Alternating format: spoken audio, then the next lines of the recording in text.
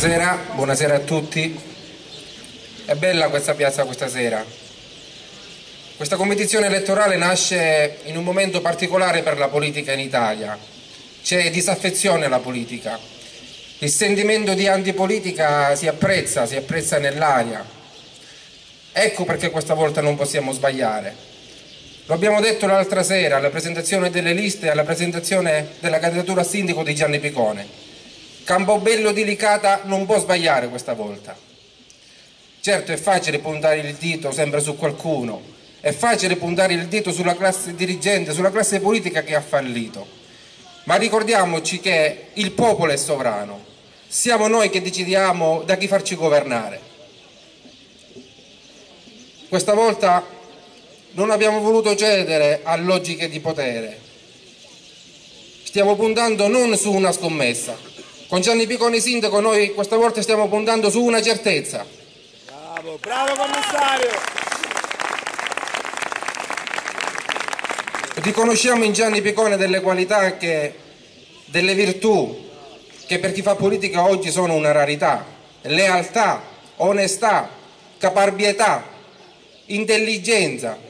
E per chi pratica la politica, per chi vuole fare la politica, per chi concepisce la politica nel significato più puro della parola, queste sono delle qualità fondamentali. Noi ci presentiamo al cospetto di Campobello di Licata con la nostra faccia, siamo quelli che abbiamo interrotto l'esperienza Termini, ci presentiamo con la nostra faccia, ma soprattutto ci presentiamo a testa alta, perché siamo certi di aver operato nell'interesse di questa città. Campobello oggi è una città mortificata, è priva di qualsiasi servizio essenziale e con Giovanni Picone siamo certi di poterci risollevare. Io mi onoro di rappresentare una formazione politica che rappresenta le istanze del territorio, della specificità territoriale ha fatto la sua fortuna. Sosteniamo Giovanni Picone con due liste, il Movimento per l'Autonomia e Libertà e Autonomia. Vi chiediamo di dare forza a questo movimento politico che sarà capace di portare le istanze di questo territorio nei palazzi romani, quelle della politica che conta, perché di questo abbiamo bisogno. I grandi partiti, i partiti tradizionali hanno fallito, adesso vogliono cambiare nome, certificano il loro fallimento cambiando nome, cambiano l'involucro ma il contenuto rimane sempre lo stesso. Bravo! Non facciamo proclami di chissà quale sorta, noi non promettiamo a Campobello di Licata centinaia di migliaia di posti di lavoro piuttosto che aumentare la pensione minima.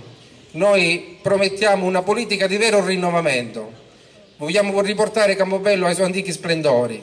Campobello non merita questa mortificazione, Campobello merita la dignità che meritava un tempo.